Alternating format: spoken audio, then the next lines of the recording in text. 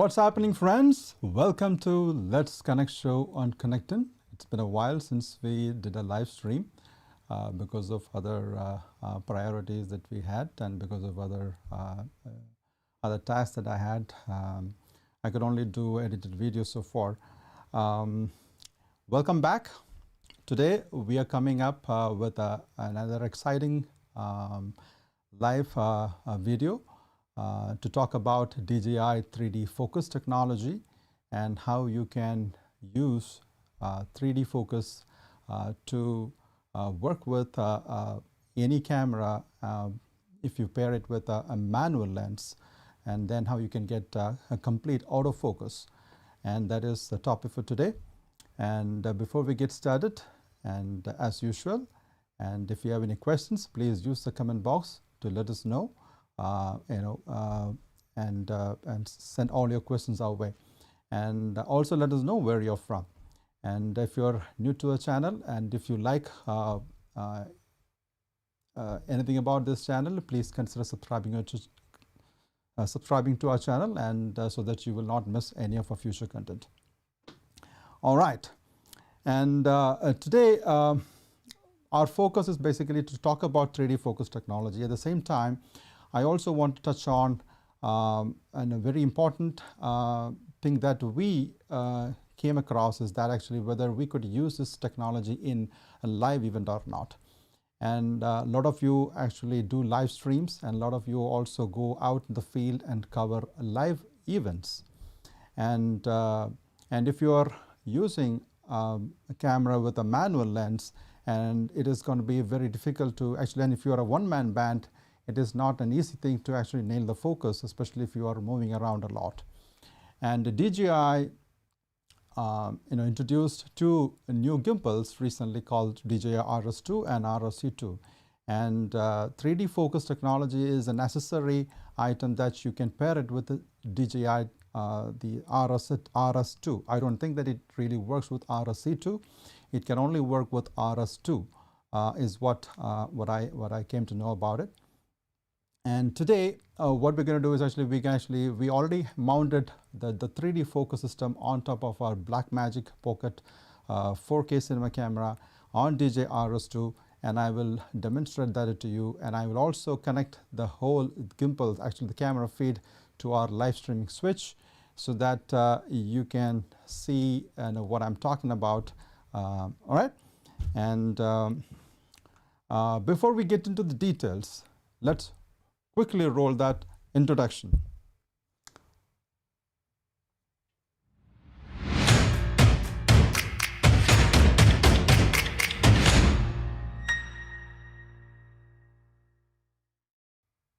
All right, 3D focus system, or it's called LIDAR technology. LIDAR technology is not a new technology. It's been out there for some time, and a lot of companies are heavily investing in that technology. And LIDAR technology is basically it's using the light energy to measure the distance between a sensor and the object. And in this case, the 3D focus has got it's a tiny device. It's got a sensor built in, and it has got two eyes. And if you don't know what I'm talking about, actually my unit is already mounted on the camera, and this is a small unit. And this has got one end of this unit is actually it's a USB-C, and the other one also is kind of USB-C. And one end you connect it to the DJI the focus motor. The other end you connect it to the DJI RS2, where you normally connect to your focus motor. That way, your focus motor gets power through this Raven eye, through this 3D focus system, and it does all the magic through this. And I'll explain all that. And it uses ultraviolet or near infrared light to calculate the distance between the sensor and the object or the subject. That's how it calculates the distance. And the light that emits from the sensor is called a pulse, and the light that reflected off of the object is called return. And there's a ton of materials out there. You can read a lot about LiDAR technology on the internet. I don't want to explain too much. I don't want to take too much of our time also. So even Apple recently introduced this technology in their iPhone 12 Pro lineup, as well as the iPad Pro, the latest iPad Pro as well, so that you can get a better image through the camera that's already on it. And a lot of artificial intelligence companies is also investing heavily in LIDAR technology. A lot of gaming companies are also investing heavily in LIDAR technology, so that they can get a better they can actually with this technology they can get a better sense of the depth of the room or depth of the 3D space. The technology is out there, and it is fascinating to learn more about this technology, and more companies are heavily investing in this technology. And DJI recently introduced this LiDAR technology in this unit called 3D focus system. The idea is that especially in the narrative world or any video work that you do, and if you are using a camera with a manual lens, actually this can only work with manual lens. This cannot work with automatic lens, or this cannot work with any automatic lens that is focused by wire. The manual lens with a hard stop, that is a prerequisite for this. And I'll also touch on a few of the shortcomings, or for a few of the quirks that you have to be aware of before you actually jump into using this technology. And don't think that this is going to be this is going to be used in a run and gun situation. This needs planning, and if you plan your shot well, and if you plan your for that moment ahead of a time, then you can actually use this technology and get the job done fantastic in a fantastic manner. And what that means, let me talk about some of the things that you should be aware of. When you mount this on top of a camera, you have to do a few things. And if you go into the menu item on the DJI RS2, and go to the 3D focus section, and then you have to do is calibrate the focus motor. That's the first step that you have to do. And once you calibrate it, basically you just follow the instructions on the screen. The next thing that you have to do is basically you have to place a subject at least 1 meter away from this from the 3D focus sensor, and measure that distance. And once you measure the distance, and make sure that you adjust the focus accordingly, and then follow the instructions on the screen, and then again place the subject around 4 meter, and then adjust the focus again. And these steps you have to do it before you can get this to work. And you can configure up to 3 lens profiles within our RS2. So that means if you're not changing the lens very frequently, and if you're only changing the lens with in those 3 lens profiles that you configured, then you're good to go. You don't really need to recalibrate or do all these exercises again and again. But you can only do 3. You can only save 3 lens profiles within RS2. So just keep in mind. And every time that you change lens, other than the ones that you already configured, you have to go through this process. Calibrate the lens, calibrate the focus motor, then calculate this distance, 1 meter, 4 meter, and so on and so forth. And one of the shortcomings of this 3D focus is that it can only nail the focus, within that around 21, 22 feet. That's a limitation of this technology. But most of our work, I don't think that we will ever be be away from the subject that far, so that I don't think this is going to be a problem for us, at least. I'm not sure about you guys, and please share your experience in the comment box. All right, so these are the shortcomings that you have to, or these are the constraints. I would not call it the shortcomings, I would rather call it as the constraints that you have to be aware of.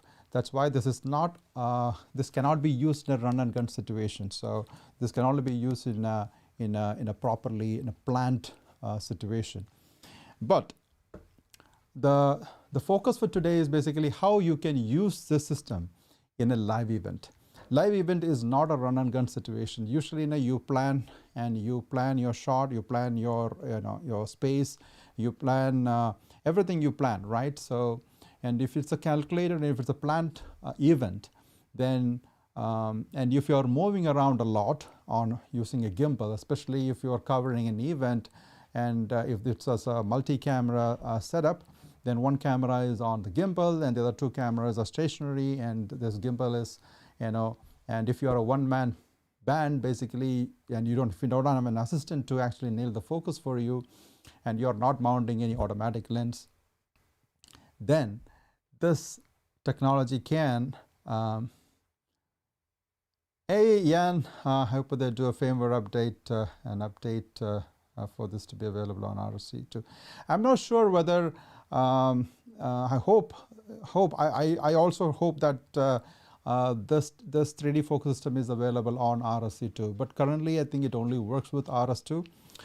And what I was saying is that if you don't have an assistant when you're covering your live event, then this technology can help you do a pretty good job, like what your assistant usually does with your focus pulling. And with that, let me quickly go into this mode. This is it's not a color corrected footage, and I did not really adjust the white balance with this light. That's why it's little this is pinkish. But anyway, for the sake of this demonstration, I don't think it really matters. So this is actually coming from Blackmagic Pocket 4K monitor on RS2, and this is the same Raven Eye footage coming from my camera, and this is the angle, side angle, and before I get to this, let me quickly go back to the this area. Okay, this one. So this is a camera that that Raven Eye is mounted on top of it. I think you cannot really see that because of the battery is hiding the Raven Eye. Sorry, the battery is hiding the 3D focus module that is mounted on top of my camera. But you can see that the focus is actually moving. I am not really moving that, and it is moving on its own. So, and if I move away, and now let me go to the other one. Let me go to this angle. So now let me move. Look at that. It is actually it is able to nail the focus properly without any issues at all. And now I did not activate the Raven Eye yet. I did not activate the active track on the Raven Eye yet, because let me show that also. Let me quickly, okay, so now let me go back to this angle. So now actually my camera can track me, and it's able to find the focus for me, no problem, right? See, one of the limitations of DJI 3D, the 3D focus system is that it's only a center focus. That means if the subject has to be in the middle of that sensor, if the subject moves away from the middle of the sensor, it loses focus. And I have an example, a video that I'm going to show to you how that is going to work in a second. Let me quickly jump to the example video, and this is the one that actually I used this system. This is the exact same configuration, and I connected it to a live event switch, live stream switch, like I just demonstrated to you, and quickly actually show that video. That also has got active track enabled, and that was a planned shot. And I asked the talent to actually walk into the kitchen. And if you are into a one-man band cooking show, live shows, then basically this example would really help you. And if your only camera is this Blackmagic 4K and you have a manual lens, and this technology can get the job done, especially if you are a one-man band and you're doing a live cooking show, you kind of move around a lot, and it is not easy to actually nail the focus all the time. And if you were to invest in a high-end camera, that would cost you roughly about $3,000 to $4,000, including the camera and the lens. But this Blackmagic Pocket 4K camera is a fantastic camera. And if you pair it with the Mikey, I'm just giving you a budget-friendly lens, a cine lens. Mikey is a cine prime lens, a fantastic image quality, and it's a best lens for the bucks that you invest. And if that combination, with this technology, then I think probably we'll be able to get the job done within probably about $2,000 mark, actually, maybe roughly about $2,000, $2,100. All right, and with that, let me jump into that video. All right.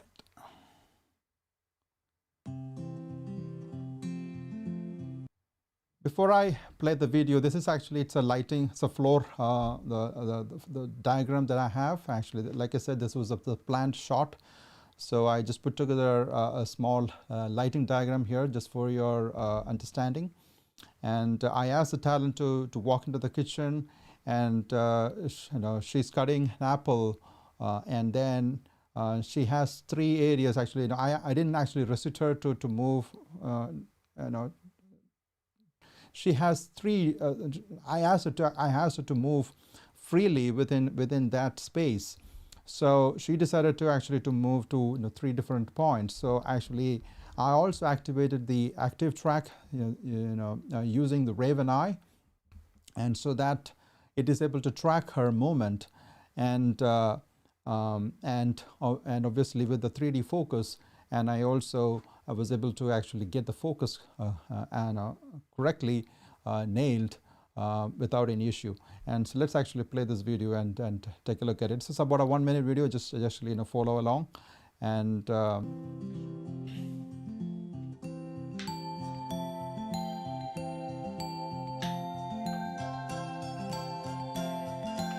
that's actually actually I connected my Holy Land Mars 400S at the back of DJI RS2.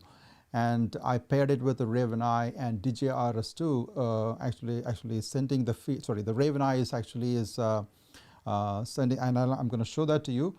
If you look at that, the phone right there, that feed is coming from Raven Eye, and Holy Land Mars 400S is connected to my computer, which is through a Camlink, Elgato Camlink 4K capture card, and so that I can actually send this stream to our live event.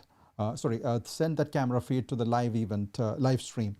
All right, let's play this.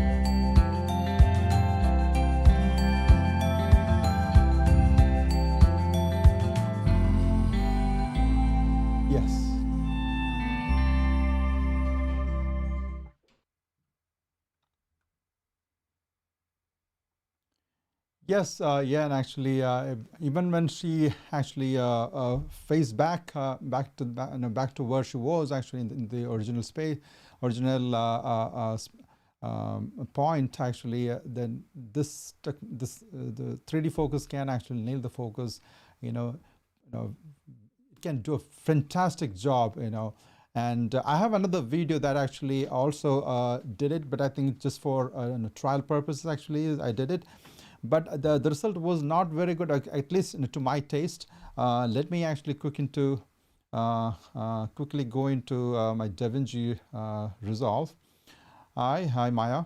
Actually, she was the talent that you just saw in the previous video. All right, let me quickly go into my the DaVinci Resolve. I have a video that I'm going to play here. This is a different, okay, this is a different. So this is actually, it's a different video altogether. The issue with this video was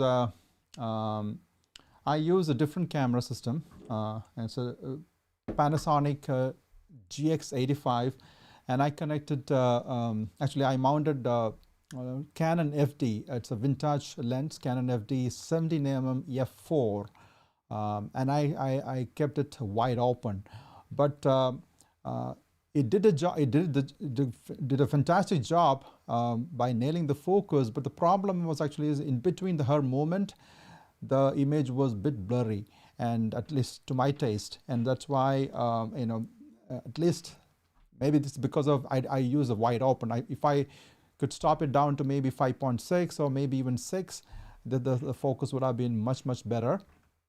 But anyway, let me actually quickly show you what I'm talking about. See that the blurriness, that's a motion blur, and see that there is a bit of a motion blur. I think see that it's trying to nail the focus, but I think that because of that, and I kept the aperture at wide open. Maybe because of that, the motion blur is heavy here. So, and that's probably the reason. But still, it's a usable video in some instance. But you have to you have to aware of that. There's issues that can come up. You have to test your lens and the combination before any event. Anyway, so that is one. Now, I explained to you that there is a problem with this technology is that it can only focus the subject as long as the subject is in the center focus. And I will show you another video that I asked my daughter to actually to participate in this.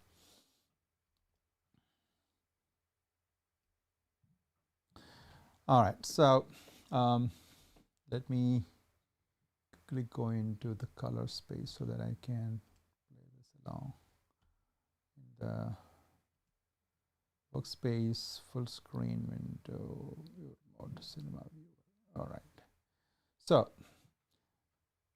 So I'm going to play this video, and just again, this is going to be another 1-minute video, but actually I'll explain at some point this loses focus because I did not activate the active track using the Raven Eye. So I asked my daughter to actually walk an eye, and it's the same lens combination is a Blackmagic Pocket 4K, and with a Mikey 16mm T2.2 Cine Prime, and it is doing a good job. But I think once the talent moves from center point, actually she loses focus. I think let's actually go back to the editing mode, and I'll explain to you. I think it's about here. Go back up here. I think somewhere here. Let me scrub it through the video.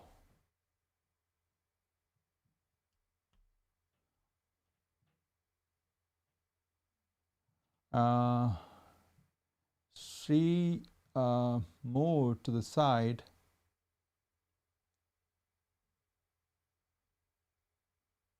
Look at that. Now she is on the side. Now the focus is actually it's on the tree. See, look at that. So that's something that you have to be aware of. That's why, you know, the active track really helps in this situation. So it keeps the camera and the actually make sure the camera is actually it's on the subject, and so that if it is on the subject, then you probably don't get into this kind of situations. That's something that you have to be aware of. So that's about that video, and I'm also gonna show you another video that I what happened to this? Okay.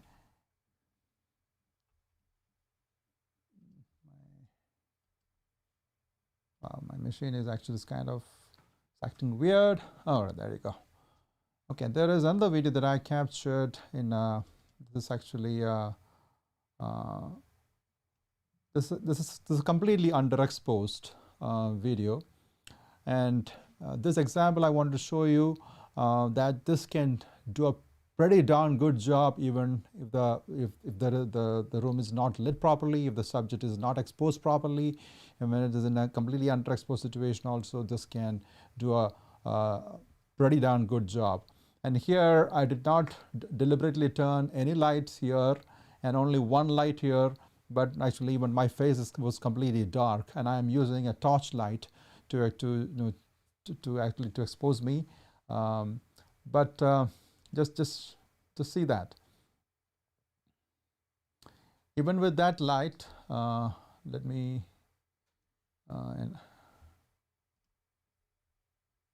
get into the full screen mode.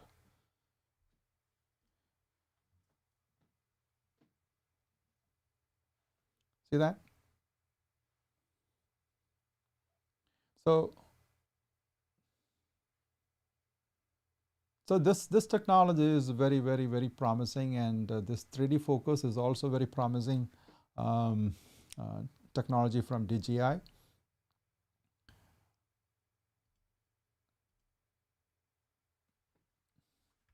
All right, that's about the three examples that I wanted to show you.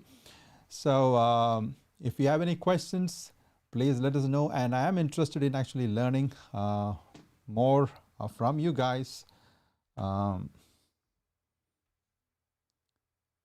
me go back to the quickly get out of this DaVinci Resolve.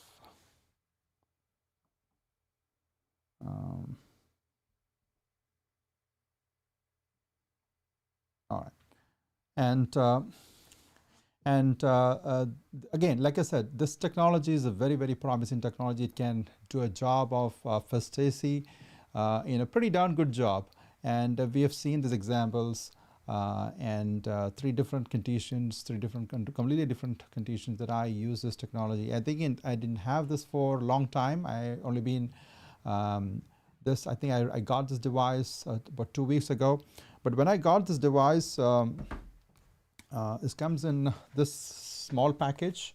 They're supposed to have three items within this package. One is this device itself, and the 2 camera control cables. For some reasons, I don't know, this package didn't have the camera control cables. Camera control cables, what I'm talking about is this one. This actually is a USB-C to USB-C camera control cable, and this didn't have it, so I reached out to B&H, and they were graciously agreed to send me 2 camera control cables. So thank you, B&H, for that. Probably because of the packaging issue, I don't know why they missed that. So that's about it. This technology is a very promising one, but again, like I said, there are some constraints around it. As long as you understand the constraints, and if you can work towards the strength of this device, you can get a stunning, an absolutely stunning footage actually. Please share your experience in the comment box and let us know what you think about this technology. And we are interested in reading your experience, actually learning about all your experiences. All right, and like I said, if you think that the information that we share through this channel is helpful to you, please consider subscribing to our channel and click the notification icon so that you will not miss any of our future content. All right, and with that, I'll say bye to you, and I'll see you with the next video. Thank you.